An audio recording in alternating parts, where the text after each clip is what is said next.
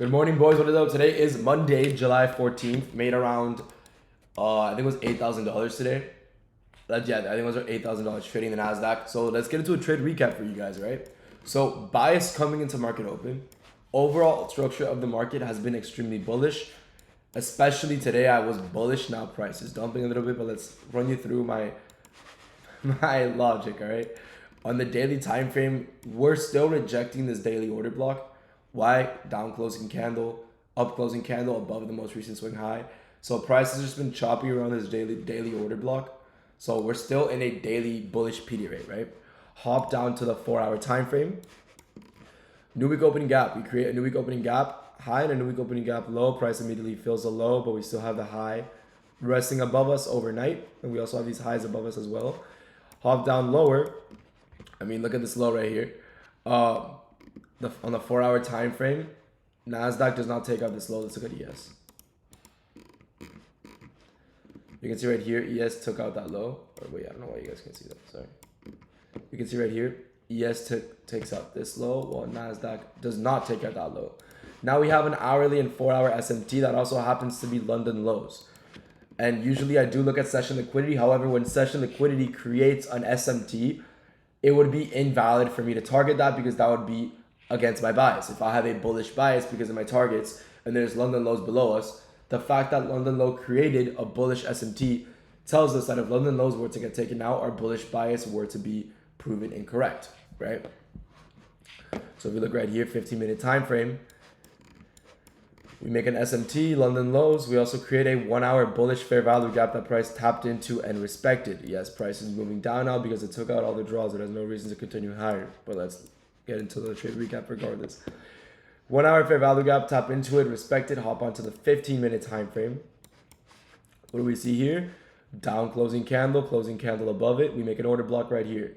Price respects it, pushes higher. What do we see here? Down closing candle, up closing candle above the most recent swing high. Order block. What does price do? Does not close below the order block. We respect this 15-minute bullish order block. Hop down to the 5-minute. Nothing really to see here. 3-minute. Not much to see here. On the 2-minute, however, we do create a 2-minute order block right here. Price taps into and respects it to the tick.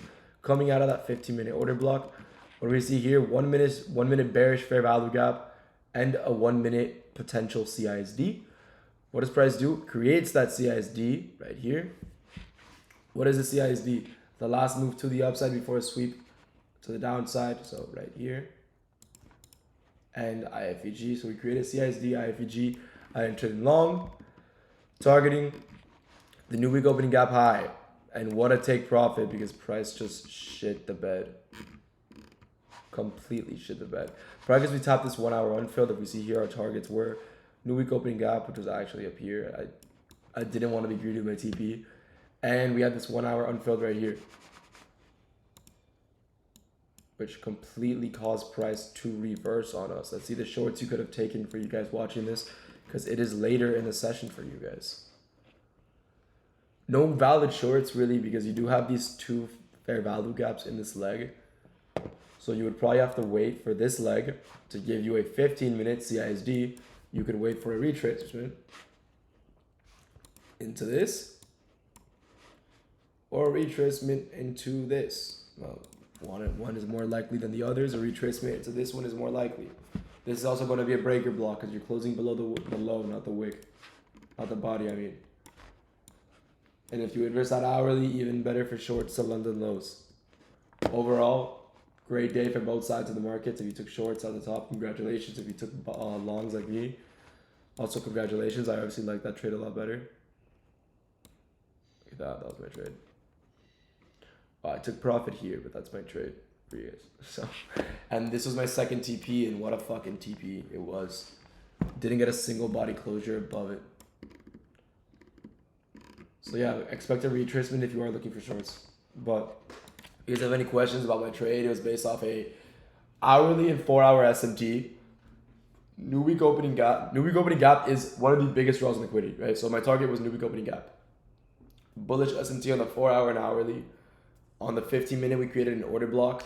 We also created a 1-hour fair value gap. All of them got respected. And then we created a 2-minute order block and 1-minute IFEG CISD. So it was a simple continuation-based model.